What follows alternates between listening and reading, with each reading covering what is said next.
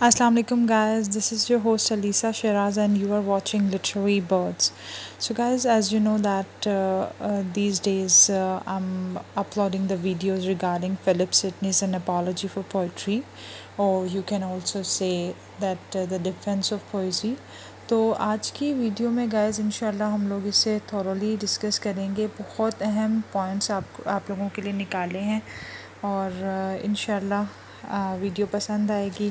Guys अगर आपको कुछ भी वीडियो में अच्छा लगे, यहाँ तक कि कोई एक वर्ड जिससे आपको कुछ सीखने को मिले, तो please don't forget to like share and subscribe my channel with your friends. So let's start guys.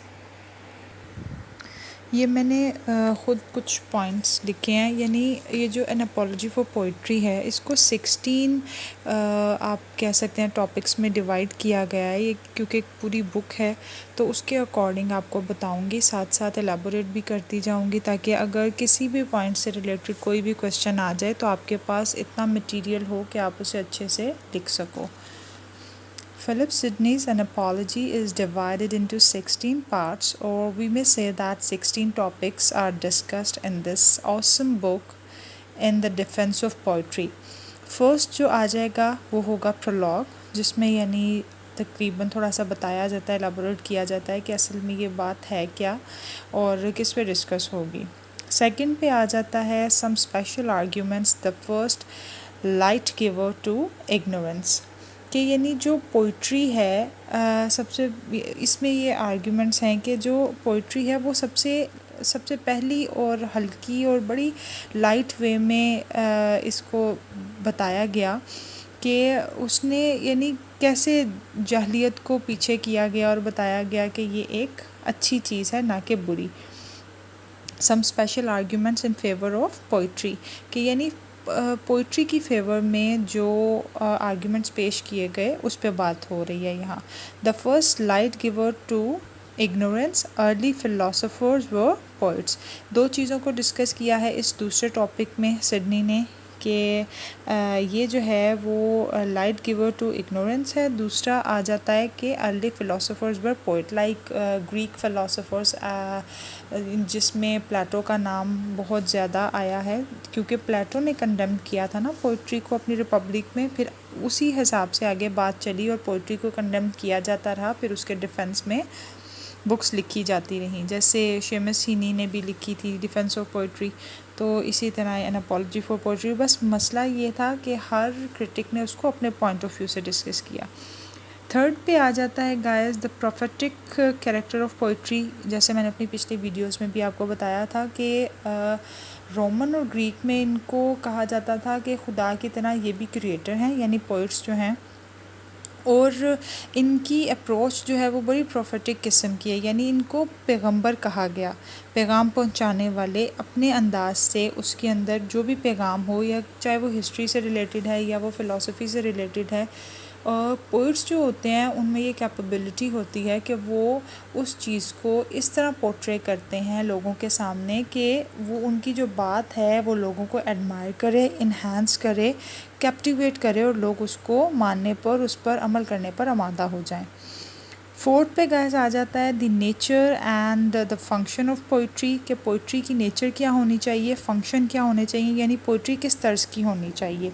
अगर तो गलत है, वल्गर है, तो उसको सिडनी ने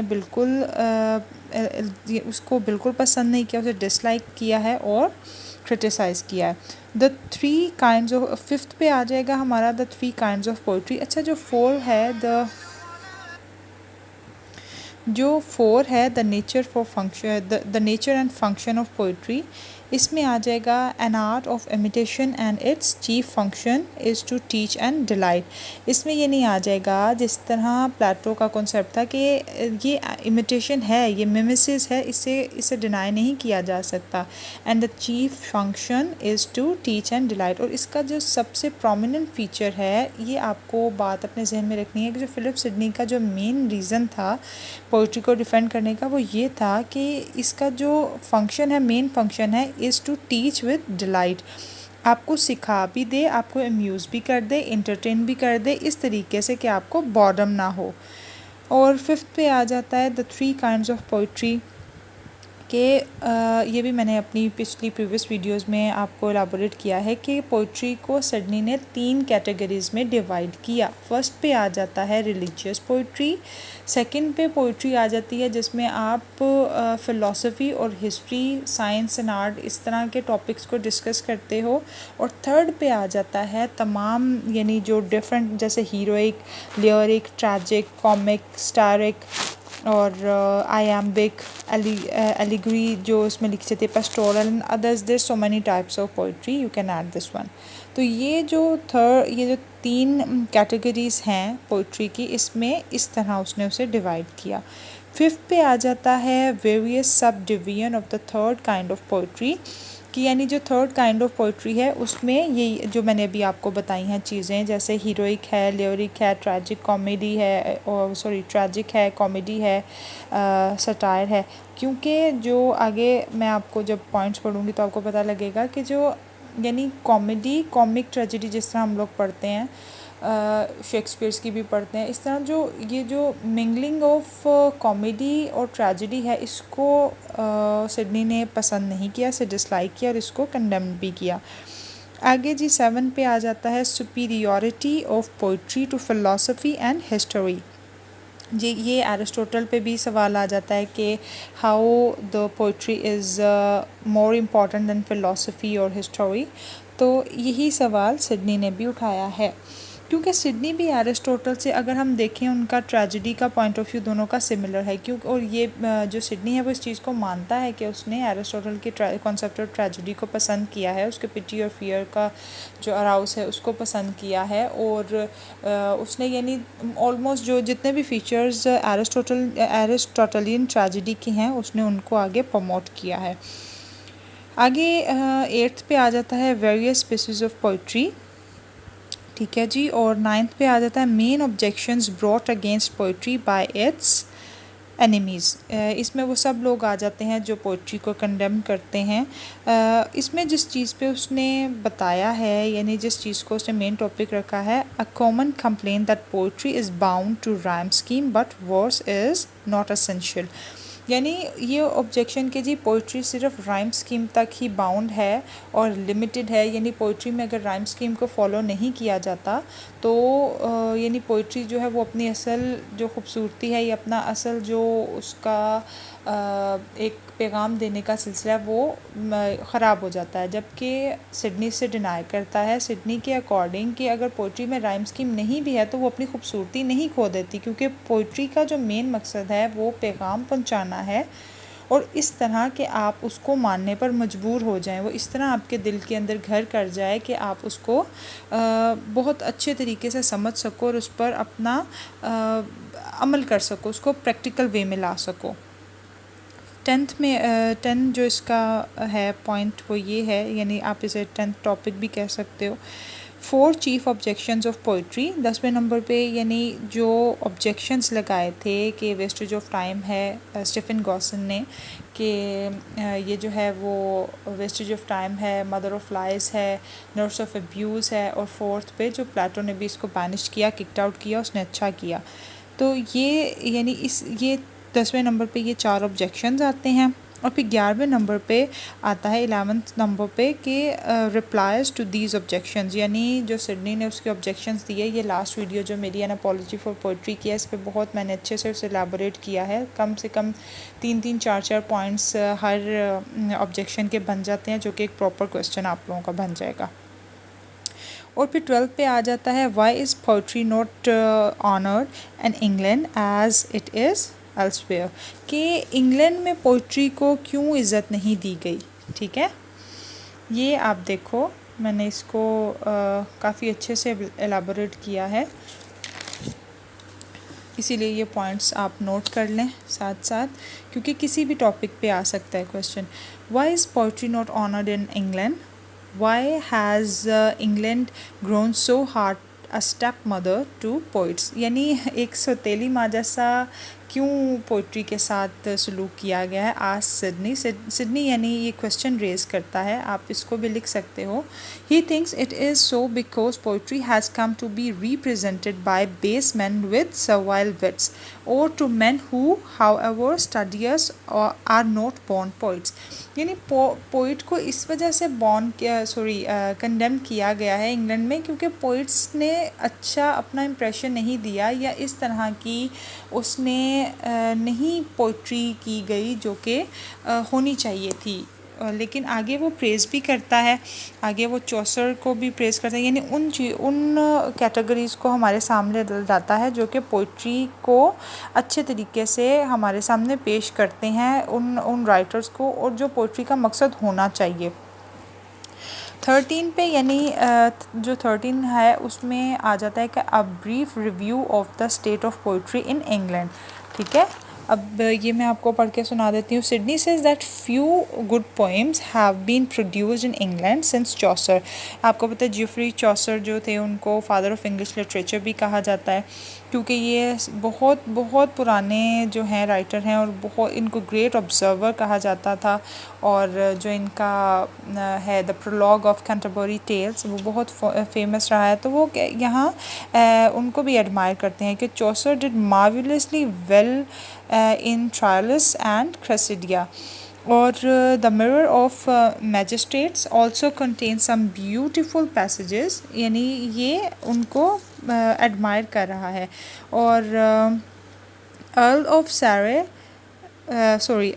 Surrey's lyric also deserve praise, यहाँ वो भी Earl of Surrey को भी एडमायर करता है। दूसरा पे Spencer's The Shepherd's calendar is worth reading, कि इसको जो शेफर्ड का कैलेंडर है इसको भी पढ़ना बड़ा कमाल रहेगा, ये बहुत अच्छा तरीके से लिखा गया। English lyric poetry is scanty and poor, इसी तरह अब उसने डिसलाइक किया है। Love lyric and sonnets lack genuine fire and passion, यानी इसके अंदर इतनी जो बाद में जो इंग्लिश का वर्क लिखा गया उसमें कैपेबिलिटी नहीं थी कि वो आपके अंदर कुछ ऐसा पैशन अराउज़ करे कि आपको यानी फील हो, आपको जिस तरह मैग्नीट्यूड था उसमें वो नहीं था।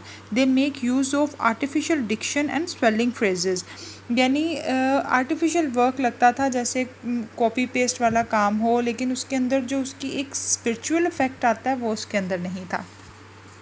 ठीक है गाइस, 14 पे हमारा आ जाता है कंडीशन ऑफ ड्रामा। इसमें ये चीज़ एलाबोरेट की गई थी सिडनी क्योंकि मिंगलिंग ऑफ कॉमेडी और ट्रेजेडी के ख़िलाफ़ था। वो चाहता था कॉमेडी जो है वो कॉमेडी की हद तक हो और जो ट्रेजेडी है वो ट्रेजेडी की हद तक हो। आपस में दोनों का मिल जाने से दोनों अपनी खूबसूरती खो देती हैं, उसका ये मानना था। जबकि अगर दोनों को मिलाया जाए, क्योंकि life is a blend of both vice and virtue, तो अगर आप एक चीज़ को प्रॉपर सीरियस तरीके से लेकर चलोगे तो वो इतने अच्छे यानी वो उसमें रियलिस्टिक एटीट्यूड नहीं होगा आपको। यानी एक चीज़ बेहतर ही चल रही है, बस बेहतर ही चल रही है, उसमें कोई ख़राबी नहीं, और एक चीज़ ख़राब ही चल रही है और कभी ठीक नहीं होगी, तो उसको आपको एक अच्छा इफ़ेक्ट नहीं देगा।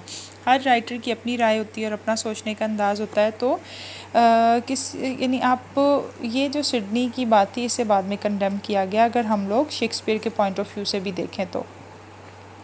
कंडीशन ऑफ ड्रामा में देख लेते हैं। A state of drama is also degraded, the only redeeming tragedy is Gorboduc. ठीक है, which itself is a faulty work, यानी ये भी कोई ख़ास वर्क नहीं था, इसमें भी काफ़ी नुक्स थे। A tragedy should be tied to the law of poetry but not history, कि यानी जो पोइट्री की जाए ट्रेजेडी उसको इस बिल्कुल हिस्ट्री के तौर पे ही ना प्रेजेंट किया जाए। अगर तो आप हिस्ट्री पे पोइट्री को हिस्ट्री के रिलेट लिख भी रहे हो तो एक पोइट जो है उसे अलाउ होना चाहिए कि वो उसके अंदर अपनी क्रिएटिविटी लाकर उसको इस तरह बनाए कि वो ज़्यादा लोगों को इंस्पायर कर सके। A dramatist should have liberty to frame the history to his own tragical convenience. ठीक है, there should be no mingling of tragedy and comedies, दोनों का मिलाप नहीं होना चाहिए, ये सिडनी का कहना है। English comedy is based on false hypothesis, it aims at laughter not delight। ठीक है। जो कॉमेडी है उसका एम लाफ्टर है ना कि डिलाइट देना, यानी उसने उसे पसंद नहीं किया। It aims at laughter not delight. The proper aim comedy is to afford delightful teaching not mere cause amusement. सिर्फ यानी जो कॉमेडी का जो काम है वो डिलाइटमेंट देना नहीं है, टीचिंग देना नहीं है, बल्कि यानी सिर्फ वो उसका कहना ये है कि सिर्फ मेयर सिर्फ अम्यूज़मेंट और इंटरटेन करना नहीं है मस्खरों से और मजाक से, बल्कि कॉमेडी को ऐसा होना चाहिए कि वो आपको इंटरटेन भी करे और आपको साथ साथ लेसन भी टीच करे। अगर तो वो आपको कोई लेसन टीच नहीं कर रहा तो वो एक यूज़लेस कॉमेडी होगी। Comedy should not only Amuse but morally instruct, यानी आपको मॉरली एथिकली इंस्ट्रक्ट भी करना चाहिए कॉमेडी को, ना कि सिर्फ हंसी मजाक में बात को टाल दिया जाए। फर्स्ट प्रायोरिटी जो दी है सिडनी ने अपनी पोइट्री को, वो दी है कि poetry should be teachful in a delight manner. और 15 पे आ जाता है जी एडवांटेजेस ऑफ इंग्लिश लैंग्वेज, कि इंग्लिश लैंग्वेज को उसने फिर ये भी बताया कि उसकी क्या बेहतरी है, उसमें क्या ऐसे अच्छे पॉइंट हैं जिसकी वजह से इंग्लिश लैंग्वेज को अबूर हासिल है। English language has definite advantages. It is appreciable for its adaptability to ancient and modern system. आपने देखा कि इंग्लिश को एक इंटरनेशनल तौर पे उसको पसंद किया जा रहा है, क्योंकि उसके अंदर ये एबिलिटी है कि वो मॉडर्न एज को भी अपने अंदर समो सकती है और एंशियंट टाइम्स को भी। अब जैसे चौसर के टाइम से लेकर अब तक बहुत ज़्यादा चेंजेस इंग्लिश में आई हैं, बहुत ही ज़्यादा, लेकिन वो तब भी बेहतरीन थी और अब भी बेहतर से बेहतरीन होती जा रही है। It admits both the unrhymed quantitative system of the ancient poetry and the rhyme peculiar of modern languages।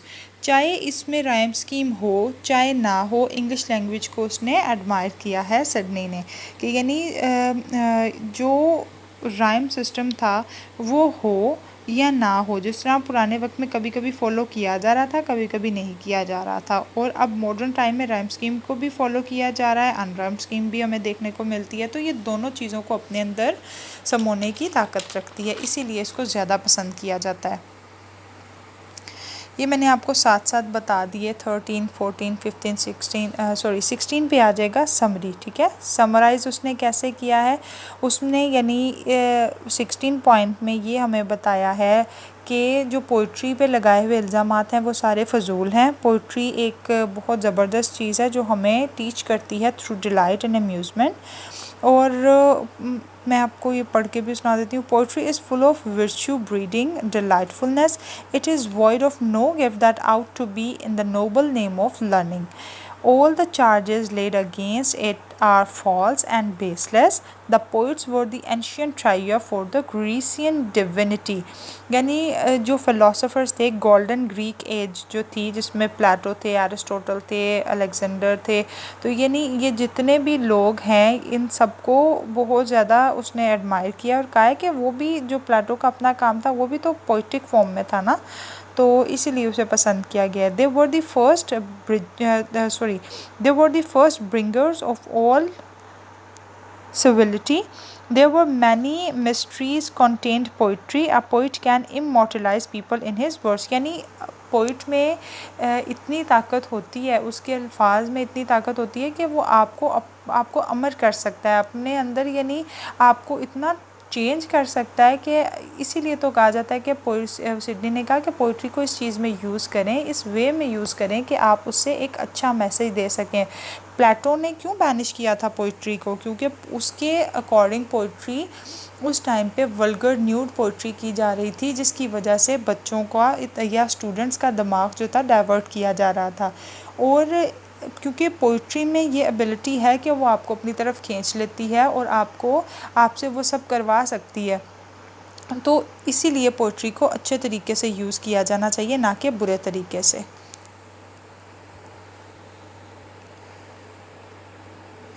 तो गाइज़ ये आज की हमारी वीडियो थी, और ये 16 जो पॉइंट्स हैं इन सबको अपने जहन में रखिए, और जो भी यानी इससे रिलेटेड अगर आ जाता है कोई क्वेश्चन तो आप उसको कर सकते हो अच्छे से। तो guys, please don't forget to like, share and subscribe my channel. Please share it with your friends who need these topics. To prepare. So इंशाल्लाह नेक्स्ट वीडियो में मुलाकात होगी, तब तक के लिए अपना बहुत ख्याल रखिए। अल्लाह हाफ़िज़।